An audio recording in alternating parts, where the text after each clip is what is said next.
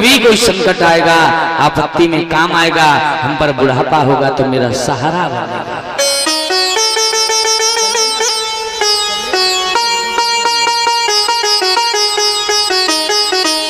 धीरे धीरे दोनों पत्नियों ने बहुत मेहनत की, अपने दोनों बच्चों को पढ़ाया। पढ़ाने के बाद महाराज एक बच्चा महाराज विदेश चला गया, एक बच्चा अमेरिका चला गया। महाराज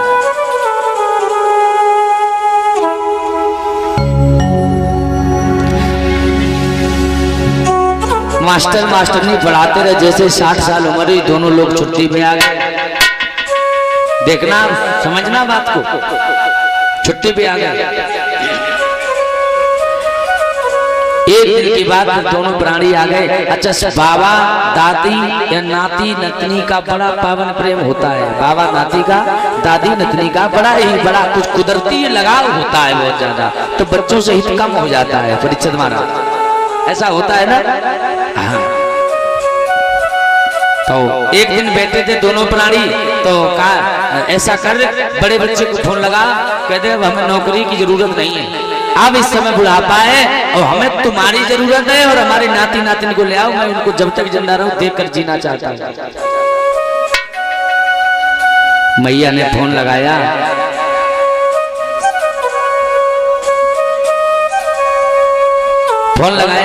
बेटा तुम्हारे पिताजी बात करना चाहते हैं, कराओ माँ कराओ। हेलो बेटा, और तो सब कुशल मंगल है, नाती नतनी ठीक है, बिल्कुल सब अच्छे हैं। लाला एक बात कहना चाहता हूँ। बोलो बोलो।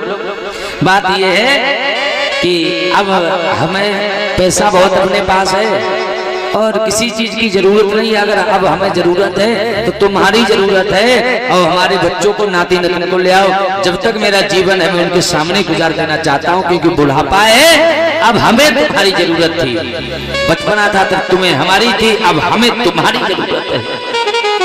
बड़े बेटे ने कहा पिताजी मैं नहीं आ सकता हूँ, मेरे पास इतना टाइम नहीं है, और बच्चे यहाँ इंग्लिश मीडियम में पढ़ने जाते हैं, वो वहाँ पढ़ नहीं पाएंगे, मेरे पास इतना समय नहीं है। तुम जैसे काटना चाहो काटो, अगर कोई हरी बीमारी हो तो डॉक्टर और पैसा मैं भेज दूंगा। समझना, जिस बच्चे ने अपने पिता से और मैया से इतनी बड़ी बात कह दी, तो उसके माँ की छाती पे हाथ धर के देखो, दिल पे हाथ धरो कि क्या होगी। जो अरमान थे ना वो 1 मिनट में पानी में गिर गए। परीक्षित जी, चलो एक छोटा बेटा, एक बार उसको भी फोन करो, देखते हैं। छोटे बेटे को लगाया, बेटा अब तुम्हारे पिता को तुम्हारी जरूरत है, तुम घर चले आओ, पैसा बहुत अपने पास है, अब तुम्हारे बच्चों के साथ और तुम्हारे साथ जो जितना समय बचा इतना गुजार देना चाहता हूँ। उसने भी यही जवाब दे दिया, पिताजी मेरे पास समय नहीं है, आप जैसे जाओ तैसे रहो, कोई दिक्कत तो हरी बीमारी डॉक्टर पैसा मैं उपलब्ध करा दूंगा, कोई दिक्कत, मेरे पास टाइम ही नहीं है। धन है ऐसी औलाद, धन है ऐसी संतान, ऐसे तो संतान को कोख में ही मर जाना, जन्म ही डाले तो ज्यादा अच्छा है, जो माँ बाप को दुख दे जीवन। बड़ा दुखी हो गए महाराज। जब कभी बात करें, लाल नाती से बात कराओ, समय नहीं है, मैं फ्री नहीं हूं अभी, फोन काटो। जय हो भाइयों, आज वो मैया और बबला दोनों पत्नी सुख दुख का जोड़ा होता है। दोनों प्राणी बैठे हैं, आंखों से आंसू चलने लगे। बारे वाह मेरी संतान, मैंने सोचा था जीवन में बुढ़ापे में मुझे सुख मिलेगा, लेकिन सुख तो छोड़ो, दुख ही दुख है। ऐसी संतान ना हो तो ज्यादा ठीक है। धीरे धीरे समय चला गया। एक दिन महाराज जो माँ थी लड़के की, उसको महाराज फालिस मार गए। फालिस मार गए महाराज। तो मास्टर साहब ने फोन किया, बेटा तुम्हारी माँ को फालिस मारेगी, जरा घर चले आओ, कोई देखभाल करने वाला नहीं है, मेरा भी स्वास्थ्य ठीक नहीं है। बेटे ने, दोनों ने जवाब दिया, पिताजी मैं डॉक्टर को भेज रहा हूँ, साथ में पैसा भेज रहा हूँ, चिंता मत करो, लेकिन मेरे पास समय नहीं, मैं नहीं आ सकता हूँ। बारे बार प्रभु, आज मेरे भक्तों दोनों बेटों ने जवाब दे दिया। कई बार फोन किया, मास्टर साहब की भी तबीयत कुछ गड़बड़ा गई। पड़ोसी ने फोन किया, बेटा हेलो लाला, मैं तुम्हारे पड़ोस का चाचा बोल रहा हूँ, आ जाओ, तुम्हारे माता और पिता की तबीयत ठीक नहीं है। वो तत्काल जवाब आया, दोनों बेटों ने दिया, चाचा चिंता ना करो, डॉक्टर भी आता होगा, पैसा भी आता होगा, मेरे पास समय नहीं है। महाराज एक दिन की बात, मास्टर साहब का देहांत हो गया। मास्टर साहब का देहांत हो गया, शाम हो गई, मास्टरनी को फालिश मारी, सोचा आज ये बोल नहीं रहे, आखिर बात क्या है। वो मैया को फालिश मारी है। महाराज पहले रिसीवर चला करते थे महाराज, तो वो मैया जैसे तैसे फालिश की मारी है, जैसे तैसे चारपाई से उतरी महाराज सुबह 8 बजे से, और रिसीवर जहाँ रखा था वहाँ 2:30 बजे पहुंचे महाराज धीरे धीरे। जैसे तैसे नंबर लगाया, फालिश का शरीर है, लेकिन वो नंबर भगवान की ऐसी कृपा हुई कि पड़ोसी के घर लग गया। पड़ोसी ने फोन उठाया, हेलो हेलो भैया, आवाज नहीं निकल रही। पड़ोसी ने नंबर देखा, ये तो पड़ोसी का नंबर है। सारे मोहल्ले वालों को इकट्ठा किया, दरवाजा खोलो, खटखटाते रहे, कोई खोलने वाला होता। महाराज गेट दरवाजा तोड़ा गया, देखा तब तक वो माँ की भी अंत हो गया, उस माँ का भी अंत हो गया। महाराज दोनों प्राणी तड़पते चले गए बिना बच्चों के। आत्मा तड़पती रही बेटों से मिलने के लिए, नाती से मिलने के लिए, नतनी से मिलने के लिए, बहुओं से मिलने के लिए, एक बार शक्ल दे गए। भाइयों फोन लगाया सभी लोगों ने, जैसे ही फोन लगाया तत्काल उन्होंने बात को नहीं सुना, आखिर ये कहना क्या चाहते हैं। चाचा चिंता मत करो, डॉक्टर हो, पैसा आ रहा है। चाचा ने कहा, परे परे पागलों, अरे बेवकूफों, ना तो तुम्हारे पैसा की जरूरत है, ना तो मुझे अब डॉक्टर की जरूरत है, तुम्हारे माता और पिता का दोनों को देहांत हो चुका है।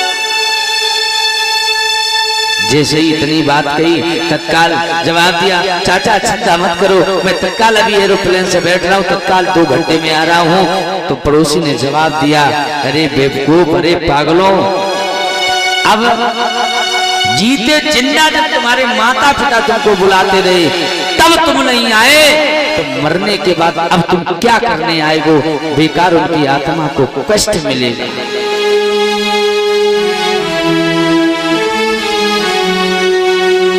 कहने का तात्पर्य है मेरे प्रिय भक्तों कि पैसा भी ज्यादा होना गलत है, ज्यादा हित प्रेम ऑटोमेटिक हो जाता है, लेकिन लगाना भी ज्यादा गलत है।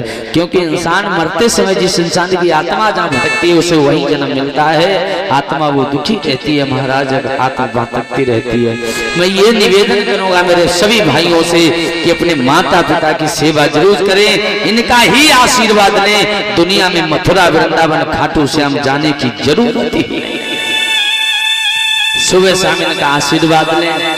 मेरी मैया आप लोग भी अपने सास ससुर की सेवा करें, पति का आशीर्वाद लें, कहीं जाने की जरूरत नहीं है। तुम्हारे भगवान तुम्हारे घर में हैं। और जिसने माता पिता सास ससुर संत महात्माओं का बुजुर्गों का आशीर्वाद ले लिया, और माता पिता की आत्मा बच्चों से अगर खुश है, तृप्त है, तो उसे दुनिया में कोई तरक्की करने से रोक नहीं सकता। भाई अपने से बड़ों का सम्मान करना सीखो। जब सम्मान करोगे तभी तुम्हें सम्मान मिलेगा।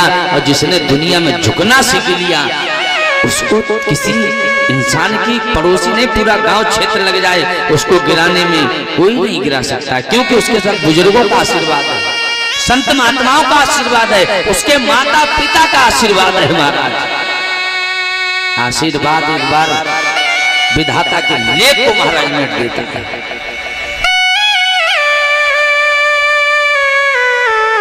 जरा मैं निवेदन करना चाहूंगा, मेरी ऐसी कितनी माताएं हैं जो अपने सुबह उठ करके अपने पिया के पैर छूती हैं और सास ससुर के पैर छूती हैं। जरा इस पंडाल में हाथ उठाएंगे, मैं ये देखना चाहता हूँ।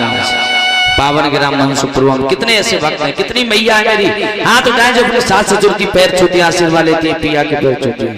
उठाएं अगर हो तो जरूर उठाएं, इसमें शर्म वाली हंसने वाली कोई बात नहीं है। भैया है कोई? एक ऊंचा उठाओ मैं जरा देखूं तो ऊंचा। दो, क्या बात, बहुत सुंदर। और कोई है? कोई नहीं? अच्छा, पीछे भाई हमारे कितने हैं जो माता पिता के पैर छूते हैं अपने बुजुर्गों के, बाबा दादा के? जरा हाथ को भी उठाएं। नौजवान भाई उठा लीजिए पीछे अगर है तो। एक दो, क्या बात है। जय हो संत भगवान, जय हो प्रभु, जय जय। और इधर कोई नहीं? क्या बात है। अच्छा, वो मैया मेरी कौन है? अगर आशीर्वाद नहीं लेती हैं तो देती होंगी, जरा भी हाथ उठाए। छुपाती है धन है। कैसे कल्याण होगा, कैसे उद्धार होगा, मेरे समझ में नहीं आ रहा है। मेरी बहनों, मेरी माताओं, अगर तुम सेवा नहीं करोगी कल तुम भी किसी की सास बनोगी। तुम्हारी सेवा कौन करेगा? कैसे उद्धार होगा? सीखो। ये एक लोटा जल चढ़ाने से कुछ नहीं होगा, ये तो सत्संग सुनने से कुछ नहीं होने वाला है। ये मेरी बड़ी बूढ़ी मैया बेटी की सेवा अगर तुम नहीं करोगी तो कल तुम पर बुढ़ापा आएगा, तुम्हारी संतान, तुम्हारी बहू आएगी, वो तुम्हारी सेवा नहीं करेगी। मेरी माता, मैं इसीलिए कहता हूँ ना कि बच्चे से बच्चियां हमारी बहुत ठीक है, मेरी बहनें बहुत ठीक हैं। ये जब जन्म लेती हैं कष्ट तो थोड़ा होता है, लेकिन घर का माँ बाप का ख्याल रखने वाली हमारी बहनें।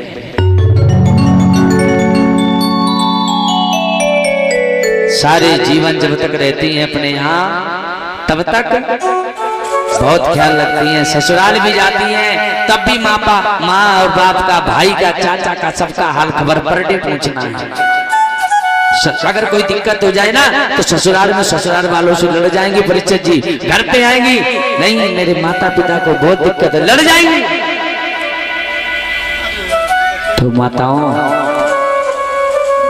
जीवन में याद रखना, सास ससुर की सेवा जरूर करो, प्रिया के आशीर्वाद लो, कर्तव्य से पीछे मत हटो।